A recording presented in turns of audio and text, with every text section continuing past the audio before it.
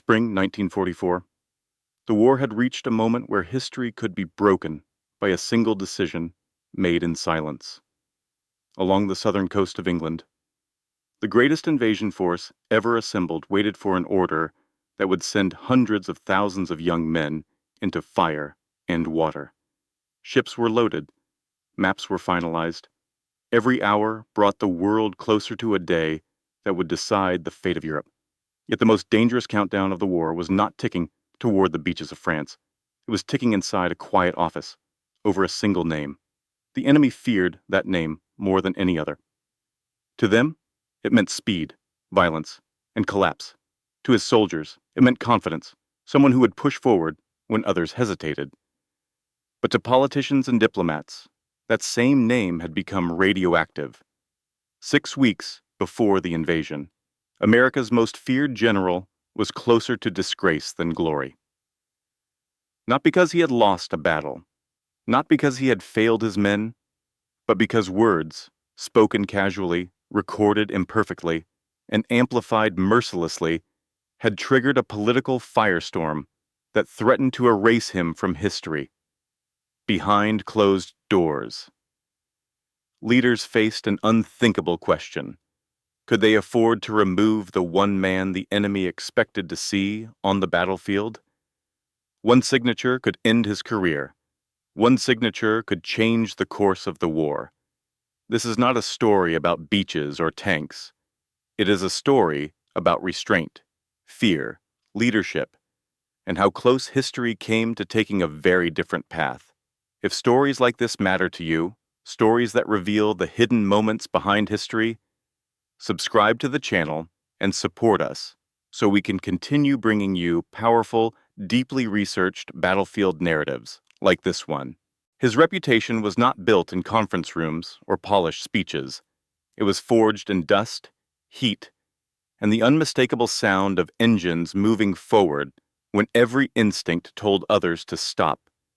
To the men who served under him, the general was a certainty in human form.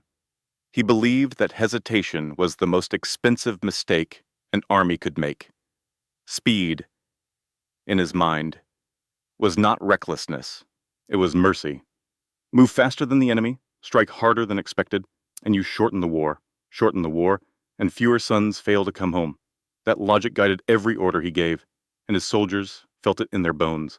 But the same traits that inspired loyalty on the battlefield bred discomfort far from it.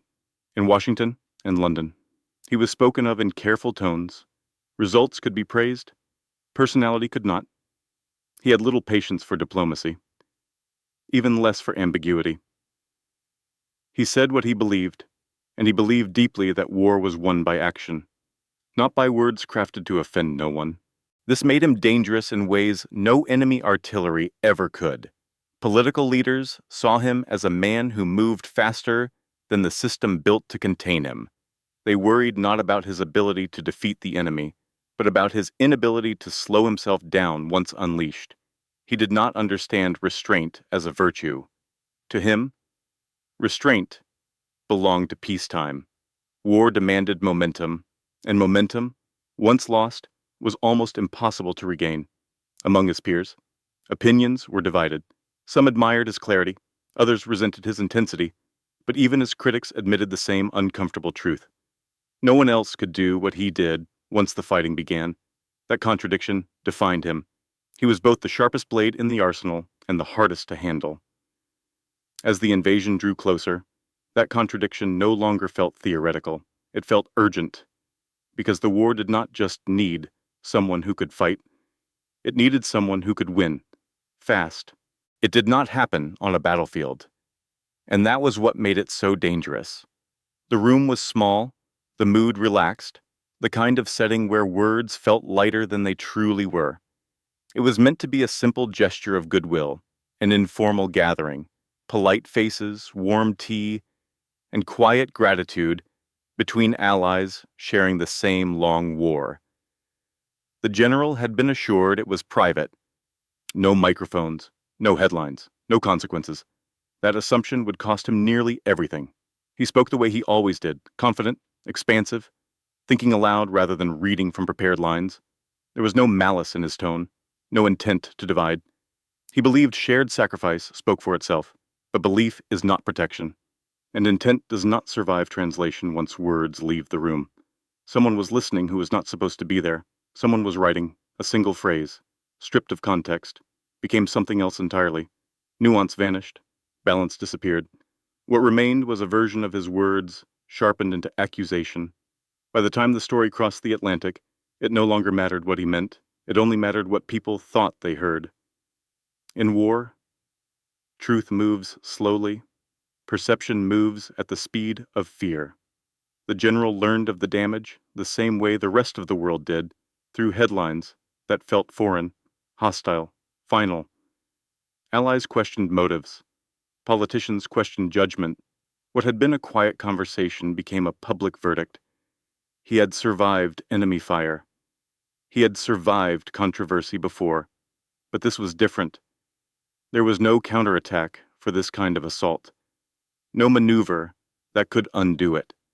Words, once released, could not be recalled. And in that moment, he understood something brutal and new. His greatest threat was no longer the enemy waiting across the channel. It was the silence that followed his own voice. The explosion was silent at first. There were no sirens, no gunfire, no warning shots, just phones ringing in government offices, headlines spreading across breakfast tables, and a sudden shift in tone that everyone could feel, but no one could stop. Within hours, the general's name stopped being spoken with admiration and started being spoken with caution. In Washington, the conversation changed from strategy to damage control. Lawmakers who had once praised his results now measured their words, aware that association itself carried risk. Some saw an opportunity to distance themselves. Others saw a man who had finally gone too far. The question was no longer whether he could fight. It was whether he could be trusted. Diplomacy, fragile even in the best of times, tightened like a wire pulled too far. Allies watched closely, not for clarification, but for reaction. Silence was interpreted as agreement. Delay was interpreted as guilt. In wartime politics, hesitation does not buy time. It costs credibility. The general was no longer being judged by what he had done, but by what his words appeared to suggest. Context was irrelevant. Intent was inconvenient. What mattered was perception, and perception had already made up its mind. Behind the scenes, careers were weighed against consequences far larger than any individual. Removing him might calm the storm. Keeping him might inflame it. Each option carried risk, and neither offered certainty. This was a battlefield with no maps, no front lines, and no clear victories. The weapons were influence, reputation, and fear. The casualties were trust and time, both desperately needed for what lay ahead. As the invasion clock continued to run, one truth became unavoidable. The war could still be lost without a single shot being fired. Because now, the most dangerous fighting wasn't happening across the channel. It was happening in rooms where power whispered instead of shouted. Leadership, at its highest level, is often mistaken for authority. In truth, it is isolation. The Supreme Commander felt that isolation acutely as the crisis closed in around him. While armies waited and planners refined details measured in minutes and miles, he was forced to step away from the maps and confront a question no doctrine could answer. The general had become a problem that strategy alone could not solve. Removing him would be clean, efficient, politically safe. It would satisfy those demanding action and restore a sense of control. On paper, it was the correct decision. And yet, paper had never won a war. Late nights stretched longer as the commander weighed what could not be quantified. He understood the cost of scandal, but he also understood something few in Washington truly grasped. Momentum, once lost, it did not return easily. The general was not merely a commander of troops. He was a force that shaped enemy expectations, a presence that bent their planning in subtle but decisive ways. Advisors offered counsel. Messages arrived from across the Atlantic. Each carried opinions, warnings, and carefully chosen language. But none could share the burden of choice. When the final decision came, it would bear only one signature. The commander knew that history would not judge his intentions. It would judge outcomes. If the invasion failed, no explanation would be sufficient. If it succeeded, few would ask how close it came to unraveling. In that silence, he confronted the harshest truth of command. Sometimes the right decision feels irresponsible, and the safe decision feels like surrender. He did not choose comfort. He did not choose approval. He chose risk, measured, deliberate, and deeply personal. And in doing so, he accepted that whatever followed, the responsibility would belong to him alone. To the enemy, the general was no longer just a man. He was an idea, and ideas are far harder to kill. Across the channel, enemy planners watched for him obsessively. They studied patterns, tracked rumors, analyzed silence. They believed that wherever he appeared, the real blow would follow. His reputation had traveled faster than any army ever could, and it bent their expectations without a single shot being fired. That belief became a trap.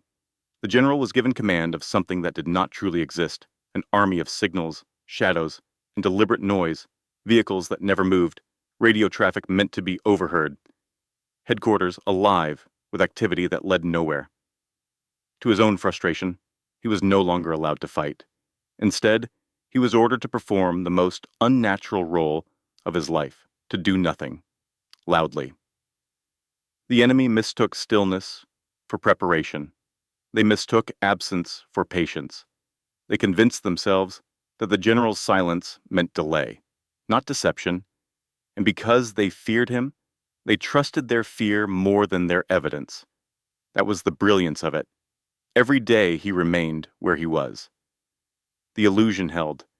Enemy divisions stayed frozen, waiting for a blow that never came. They watched the wrong coastline. They guarded the wrong future. The general became a ghost, unseen, untouched but decisive. He understood the irony better than anyone. His greatest contribution to the invasion was not what he did, but what the enemy believed he was about to do. His reputation, earned in fire and motion, now operated independently of his actions. For a man defined by movement, it was a cruel kind of power. But it worked. And in war, results matter more than pride. Silence was never meant for him. It went against everything that had defined his life in uniform. The conditions were clear and unforgiving. No speeches, no public appearances, no opinions offered, even in passing. He was to remain invisible, contained, and obedient. One careless word, one misunderstood remark, and his career would end on the next available flight home. For a man whose identity was built on command and motion, the punishment was absolute. Days blurred into weeks. From his headquarters, he listened as the war drew closer without him. Convoys rolled past. Aircraft filled the skies. Reports arrived describing preparations he was forbidden to touch. When the invasion finally came, he experienced it not through action, but through distant radio transmissions and secondhand updates. Others fought and died on beaches he was not allowed to see. It tested him in ways combat never had. He wrote letters he never intended for history. He studied maps already worn thin by use. He rehearsed plans he feared might never be executed. And beneath the discipline he forced upon himself, there was a quieter struggle, an understanding that history might remember him not for what he had done, but for what he had almost lost. Yet, in that enforced stillness, something unexpected occurred. He learned restraint without losing resolve. He endured humiliation without surrendering purpose. Every silent day became a form of preparation, a tightening of focus rather than a weakening of will. Patience, for him, was not passive. It was controlled aggression, waiting for release. When the moment finally came, it would not be about redemption in the eyes of others. It would be about proving, once and for all, that silence had not softened him. It had sharpened him. History has a cruel way of erasing the moments that almost changed everything. When the general was finally released from the margins and allowed to return to the fight, there was no announcement, no ceremony, no apology. There was only movement. And movement, once unleashed, became unstoppable. His forces surged forward with a speed that stunned both allies and enemies alike. Towns that had expected weeks of fighting fell in days. Enemy units that believed themselves secure found their flanks collapsing before they could react. What followed was not simply success. It was validation. The same voices that had once questioned his judgment now praised his effectiveness. The headlines shifted. The doubts faded. The crisis that had nearly ended his career shrank into a footnote, mentioned only in passing, if at all. Victory has a way of simplifying memory. But for the general, the experience left a deeper mark. He had seen how close reputation and ruin truly were. How easily years of service could be undone by a single moment, a single misunderstanding, and yet he had also learned something enduring. That results, delivered when they matter most, possess a gravity that no scandal can outweigh. He was almost removed from history before history truly began to write his name. That is the quiet paradox of his legacy. He was not remembered for restraint, diplomacy, or careful words. He was remembered because, when the outcome of the war demanded action, he delivered it with relentless clarity. In the end, history did not preserve the controversy. It preserved the outcome. The general who came within inches of being sent home became the one whose momentum helped carry a war toward its conclusion. Almost fired, yes, but ultimately remembered not for what he said, but for what he did when it mattered most. The story of this general is not simply a war story. It is a human story, one about identity, pressure, and how fragile even the strongest reputation can be when placed under a spotlight.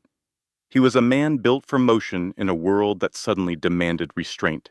His greatest strength, decisive action, nearly became the reason he was removed from history before his defining moment ever arrived. He did not fail in battle. He did not abandon his men. Instead, he faced the more dangerous enemy of perception, politics, and timing. For weeks, his future hung on silence, discipline, and the willingness to endure humiliation without surrendering purpose. What ultimately saved him was not an apology or a clever explanation. It was patience. He accepted limits without losing intensity. He endured invisibility without losing belief in his mission. And when the moment finally came, he acted with clarity, speed, and resolve, reminding the world why he had been feared, doubted, and needed all at once. The deeper lesson of his story reaches far beyond war. In life, many of us will face moments where our past achievements seem to vanish under a single mistake or misunderstanding. In those moments, the instinct is to react, to defend, to speak, but sometimes the most powerful response is restraint. Silence can be preparation, waiting can be strategy, endurance can be the bridge between failure and redemption, applied to modern life. This story reminds us that character is not proven in comfort, but under pressure. When you are misunderstood, stay focused. When progress feels delayed, keep preparing. And when opportunity returns, be ready to deliver, not excuses, but results.